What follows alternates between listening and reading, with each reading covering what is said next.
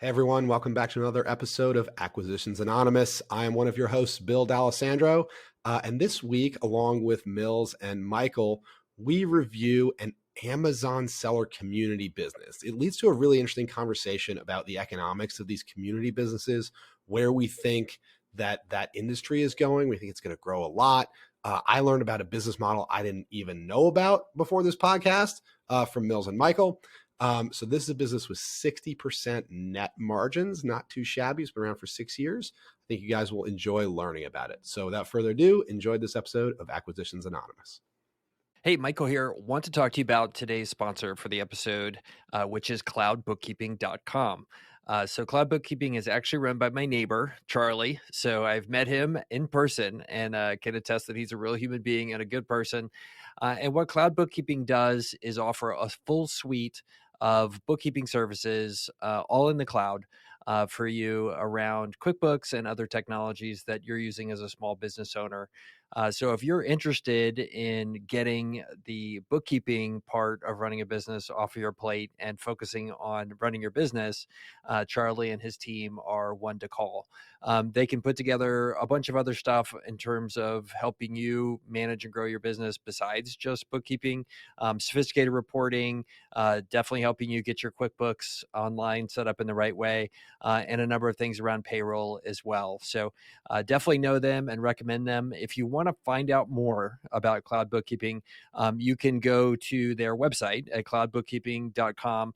Reach out to Charlie. I know many of you have, and see if he can help you make your running your business easier and more fun by letting them help with a lot of the bookkeeping solutions. So, and when you call, mention this podcast.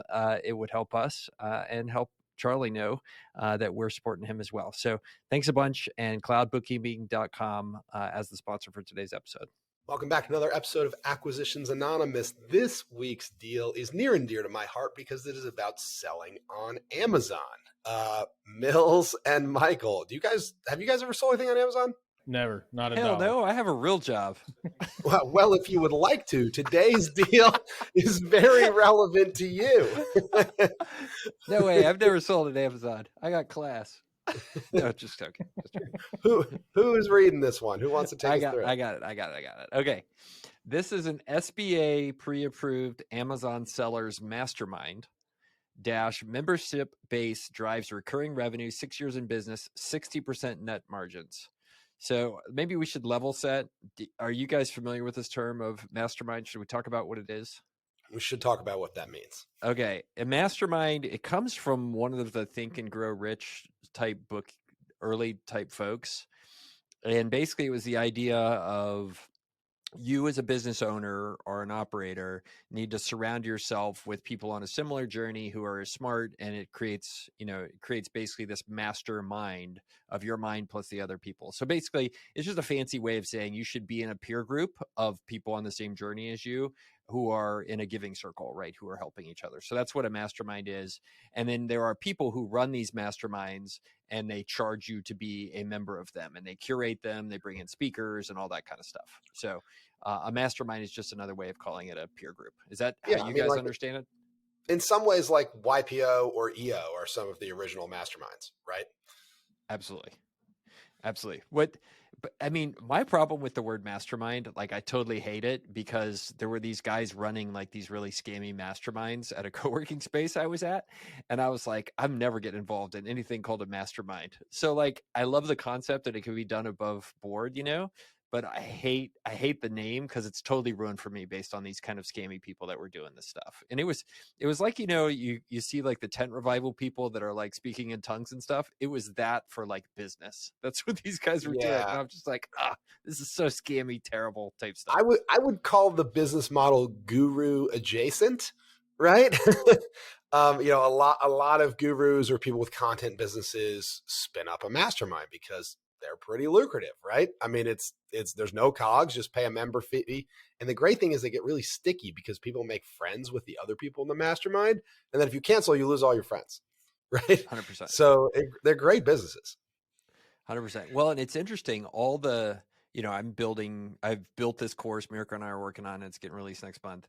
But like like I've watched like other people who started and built courses, and I've learned what they all learned, which is holy crap, this is a lot of work. And the second you publish it, it's potentially like starting to go stale. And I know, Bill, you did this as a business for a while, and you're like, never again am I doing a course. And I can understand why so many of these course guys have graduated to running these masterminds, because you don't have to do a bunch of content and be updating it all the time, which to me, like, man, it has a lot of appeal. A mastermind is a course where the members make all the content, right? So, this is like such a girly thing in life. Like I spent 6 months working on something, and then 4 months into it, I realized it was a terrible idea, but I still have to I still have to finish it. It's like my 150,000 Twitter follower goal for the year. Like 3 weeks after I publicly announced that, I found out it was a totally stupid goal, but I've been working on it all year. So anyway, I'm not going to get there. I'm at 138. It's not going to happen. Okay, so anyway, I'll go back to reading. Mills, we haven't given you a chance to say anything. Good morning, by the way. Do you have anything you want? I love it. No, I love it. You made a comment of like, you get these friends, right? And then the minute you stop paying, you lose all your friends. You're locked out of the group. This actually tells us they have a 30-day trial for $1. So I can't wait to get to the listing, because what is the price of friendship? It's $1,773 customer lifetime value, and it's only a $1 trial. So, okay. Oh boy. Okay. All right. This is an Amazon mastermind group here from Website Closers, has a focus on training, coaching, and assisting those that are looking to either get into the Amazon ecosystem, or for those currently operating on Amazon, looking to find ways to network with others to improve their performance on the platform. A mastermind group is made up of a community of like-minded individuals where everybody in a particular field learns from each other, and the owner of the group helps facilitate discussion, thought leadership, and network development. The Amazon community, while vast and growing, still remains a tight-knit group of brand owners, all of which enjoy taking time out of their busy work schedules to attend these networking events to improve themselves. They have created a thriving paid membership community offering wide-ranging services that include coaching, business expansion assistance, and courses included live and recorded content. With more than 6.3 million sellers registered on Amazon today, the company has a massive audience, and one of their strengths has been hosting private Facebook groups where members can join and learn from one another. With monthly and annual plans available, they have offerings that continue to attract newcomers. The company now enjoys 60% net margins and a rising $1,773 lifetime customer value, putting them in a solid position to scale quickly, particularly by expanding the affiliate network that has helped promote so much of their initial growth. The customers are all Amazon sellers, some just having started out, and others that have been in the business for months or even years and are looking to boost their sales or scale their shop. The company has done particularly well attracting newcomers through the trial link, which offers a 30-day trial for $1, and more than half of these newcomers move on to full-time membership. Since Amazon, yada, yada, yada, Amazon's very competitive. Let me see what else they have. They're 6 years old, grown along with a number of third-party sellers selling on Amazon, recurring revenue.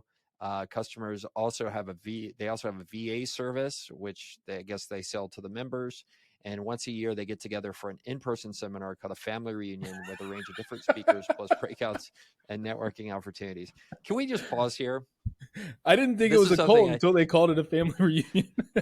If you take absolutely nothing away from 155 episodes of Acquisitions Anonymous, do not use the word family to describe anything except for a family. Like, don't tell your employees that they're family. You did not adopt them. That is not the way it works. Do not, if you see something as a consumer, the other part of this is if somebody starts telling you you are family or we are brothers or whatever, like run the other way. That is code for I am about to reach into your pocket and take all the money I could possibly get. So do not use the F word, meaning family, in any business transaction. Just don't do it. Like the San Antonio Spurs, where I have season tickets, keep calling me and telling me I'm part of the Spurs family. You know what the Spurs family would not do? Charge me $15,000 a year for season tickets. And I wouldn't have to pay for a beer there. So stop calling it that. Just don't do it. It does not work. Anyway, rant over. Quickly rewriting my Christmas card to you. Merry Christmas, brother. Scratch. Cool. So it looks like they get members through affiliate marketing. The current ownership works 4 hours per month, with most of that being devoted to a weekly meeting with the virtual assistant team, which includes 5 contractors who run daily operations and keep the Facebook groups running smoothly. They are asking $1.28 million. It cash flows $426,000, has gross income of $821,000, and it was established in 2016. So, Bill, do you have your checkbook out? Are you ready to buy this business?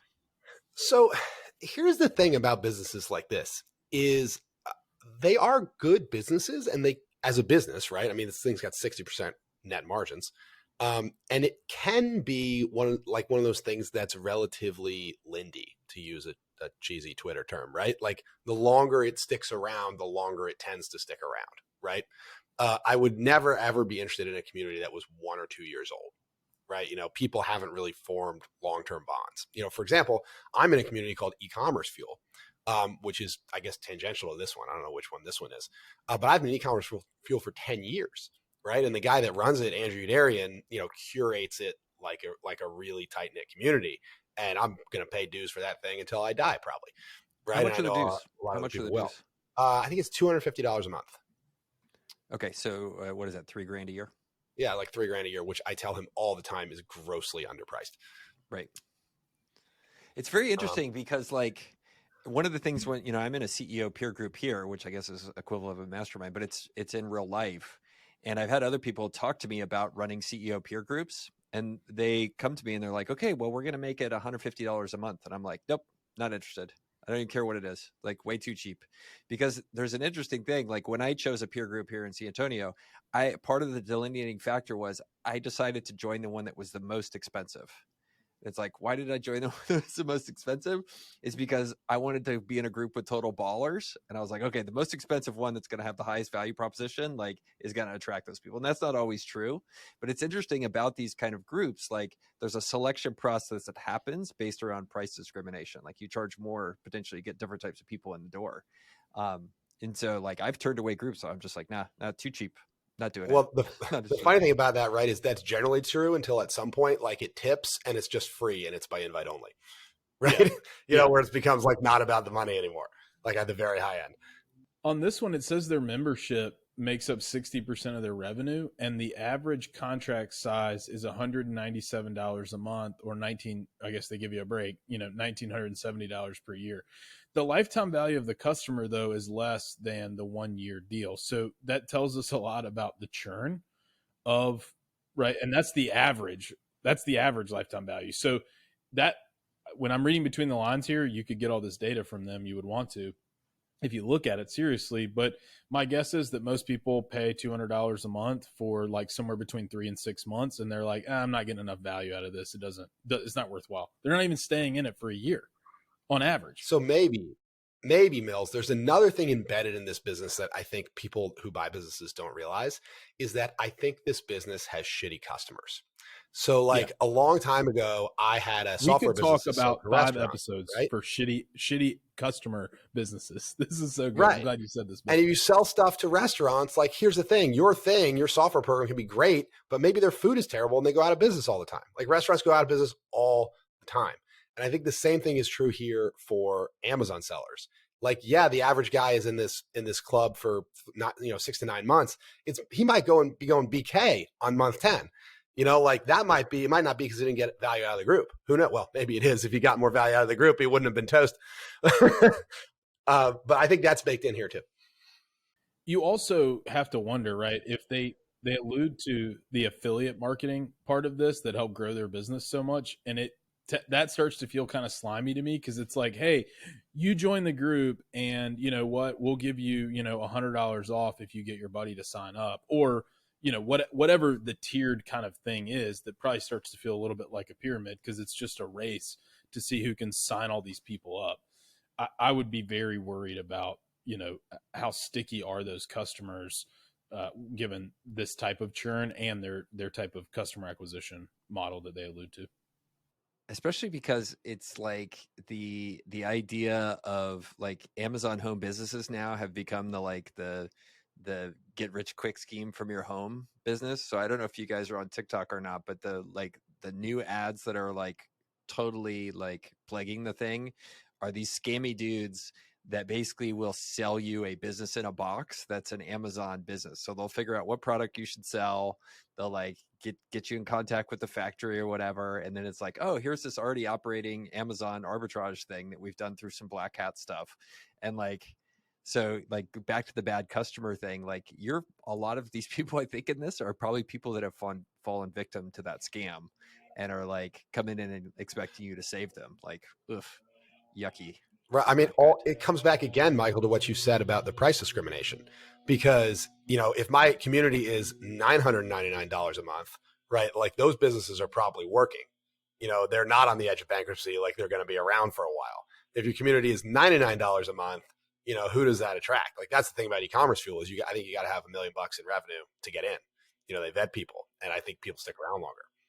Yeah, Vistage is the same way. Like you have to have a minimum floor size of revenue. EO, I think, has that too. Like you had to have 5 million in revenue and demonstrate it to get in, to do that stuff. So switching back to this deal, one thing I just realized, it's not clear to me why these people are selling. And it doesn't actually say it, which is like, that would be the first question I would ask when I talk to this broker is like, so why are they selling? This seems like a really good deal. The current ownership works 4 hours per month to make $426,000. Like I would really want to understand what their story is and why I'm the new lucky buyer to get to take over this set of not very good customers.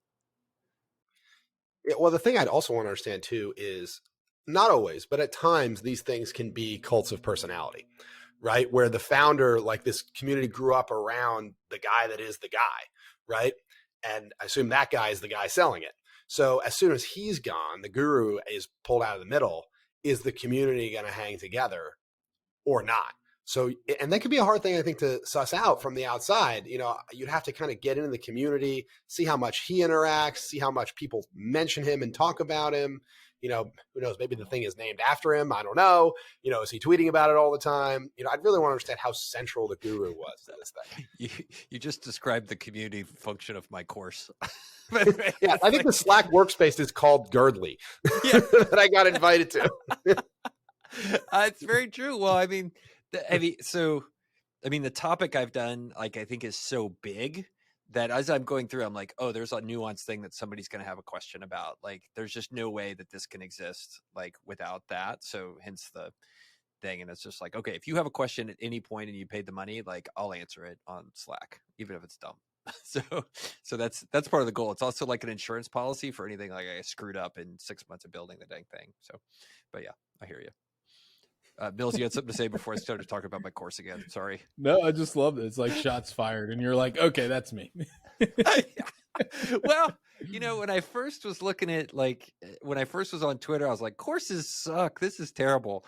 And then the internet totally broke me because getting 12 to 15 requests for free consulting and solving people's business problems and telling them how to hire a CEO and stuff like that, like that going on for 500 days in a row, I was like, yeah, okay, I need to get paid for this. Like, this is out of control. Like, I deserve this. So I totally changed my approach to the courses stuff. And that's why I've entered full guru status now. So I apologize to everyone. Started with a course. You didn't even launch the course yet, and there's a community attached to the course. You are speed running the whole guru version. But it scales, right? It makes sense why you do it that way. And the same reason why this guy does it this way is like, even if you're awesome, right? And you provide awesome advice and it is really valuable. And even if you charge $1,000 an hour to do it, at a certain point, you're like, you know what? I would rather, capture 5 times or 10 times this amount, create it once. That's the whole logic, right? Create it once, create this community once, and then just feed it on an ongoing basis, and then let the content, go to work for you. It's a very natural progression.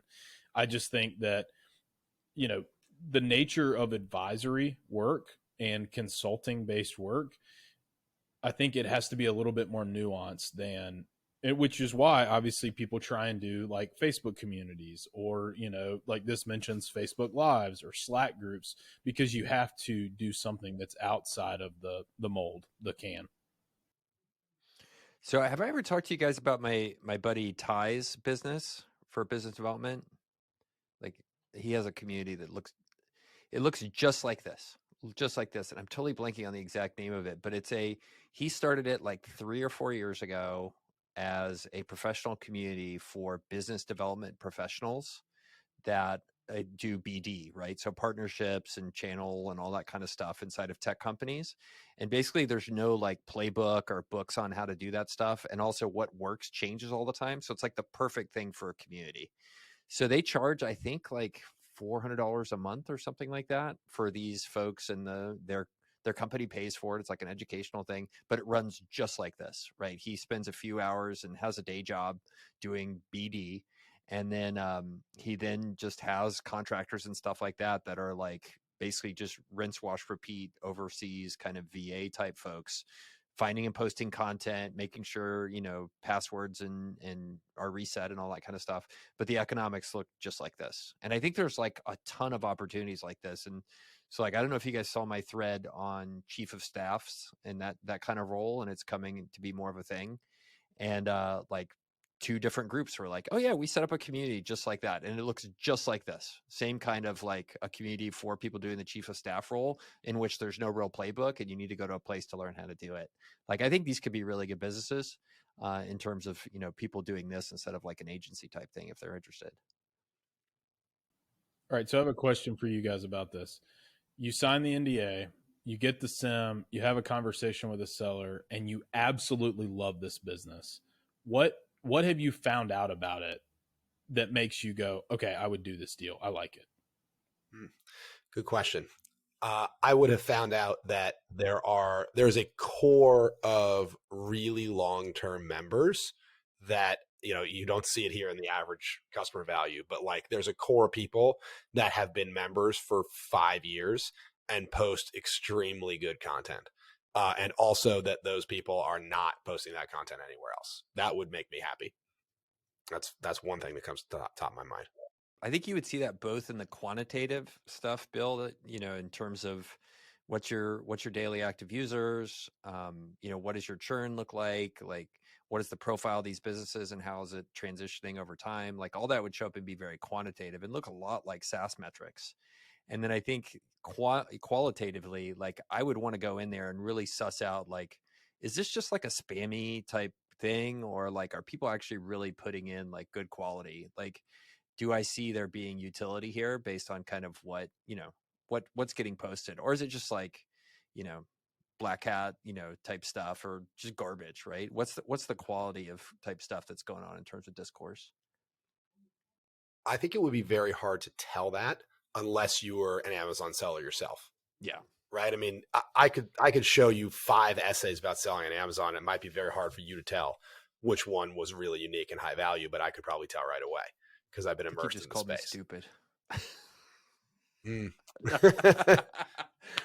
I could spit season. 4 of them out with ChatGPT and I could write one of them and you wouldn't be able to tell. And then we'd be wondering who's stupid, if it's me or you. No, I hear you. Well, I mean, so you could solve for that potentially by bringing in somebody that knows this space pretty well, right? Like a Michael Patrone or you or somebody like that knows it very well. And I know Michael Patrone is in one of these that charges a lot more than this. And for those who don't know, Michael Patrone's like a FBA, fulfillment by Amazon, like Twitter guy. So he talks about it all the time. So that's the other thing, Michael, that's important to know. There are a lot of these. There's a ton of these Amazon seller communities, and they're all kind of interchangeable.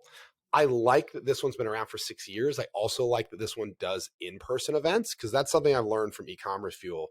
The in-person events at eCommerce Fuel, Andrew says to me, don't make money. They're purely for community building and engagement. And they do. I think eCommerce Fuel does almost one a month in a different city all over the country, right? To get people really committed. Yeah. So they invest a ton of money in kind of building that strength of community. And the other thing that I do kind of like about this is that they have diversified their revenue outside of just the membership fees. Now this kind of cuts both ways. Like on one hand, if the other 40% of the revenue here is affiliate fees to software and stuff, like that's scammy and it hurts the credibility of your community. But if I assume they're charging money for events, for the family reunion, it says they've also got like a VA service. Yeah.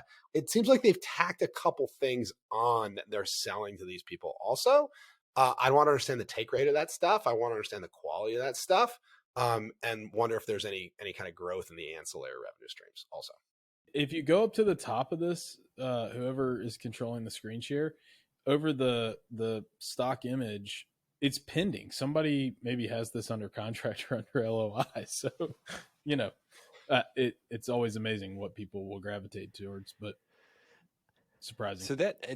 So I think two things about this in terms of a category. Like, I've been watching this category a lot, and you're seeing a lot more of these types of paid communities emerge, especially as people get more digitally native and during COVID and stuff like that.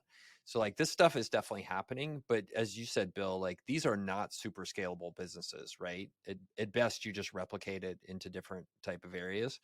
But there's also this second idea, which is like, there's a lot of best practices and stuff going on that's replicable, right? Like they sell VA services here, but you could imagine lots of niche audiences needing VAs, right? Like, that also leads me to believe, wow, is there a potential here to do basically like you guys know what Red Ventures is? Are you familiar with that?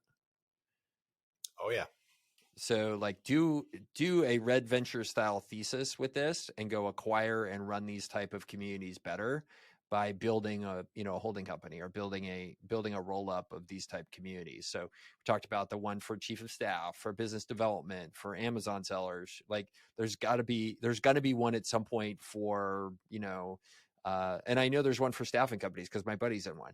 So like, those are the kind of things where you could potentially start to build a bigger business out of these things. So anyway, free startup idea for anybody. You put that with all the other startup ideas I've given you, but you could look to go start acquiring these. It's a little bit like the association management industry, where it's Yeah. like, okay, the, whatever the CPA Association of America is, they have a big enough membership base that they can have full-time staff.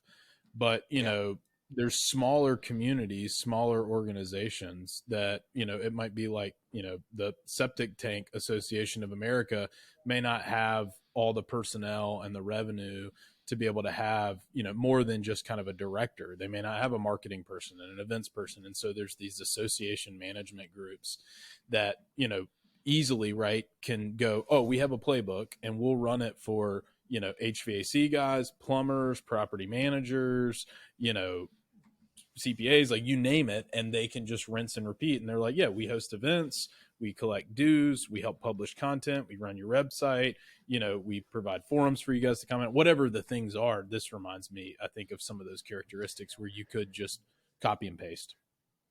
Yeah. And I wonder if there's an opportunity for somebody to start a business whose job is just to go to people and be like, we're going to run and maybe that's what you just said. Like, I'm just reiterating, but we're going to run your community for you. Like, Bill, you have an audience and you're so good and well known about this particular thing. We're going to help you. You're going to run your own e-commerce fuel for pet, type stuff, right? So it's a really interesting idea. I know guys that have made tons of money using kind of that model, right? Like, there's lots of people who run those HOAs, right? The HOA services businesses. Have you guys ever looked into those? Total racket, right? You've got the standard deal, like selling to government, where nobody actually really cares how expensive you are. They just want to be the least amount of pain in the ass. So I know lots of folks that have done really well doing those things. But anyway, yeah, I like that idea a lot. I mean, this is an emerging category. Like, I think this is the future. Like, these type of niche communities are going to get broken out, and people are going to be comfortable being digitally native as part of them. Like, really, really, I think cool. This particular one seems to target an end of the market maybe we don't like so much. I'm with you guys. These sound like terrible customers. Yeah, I mean, if I had to guess who's buying this, it's pending, as Mill said. I'm sure an Amazon seller is buying this. 100%. Right? Somebody that maybe is a member of the community, somebody that gets it, probably someone that's in it and has derived a lot of value and is like, oh my God, this thing's for sale for 3X. And I've been slinging atoms all over the world. I really would like some MRR, right? That's gotta be who's buying it. Super fun. Okay. Well, cool. You guys want to shut it down on this one? I think we beat this one to death. Yep. I would love to see some other cool, community or membership type deals on the pod. I mean, this is just one that I happen to know, a corner of the internet, but I know there are a lot. Man, yeah, I just haven't been in 6% net margin businesses 20% net margin businesses and 60% net margin businesses, the 60 is just so much sweeter, just so much nicer. Easy mode. Easy mode. All right. Pick easy stuff to win.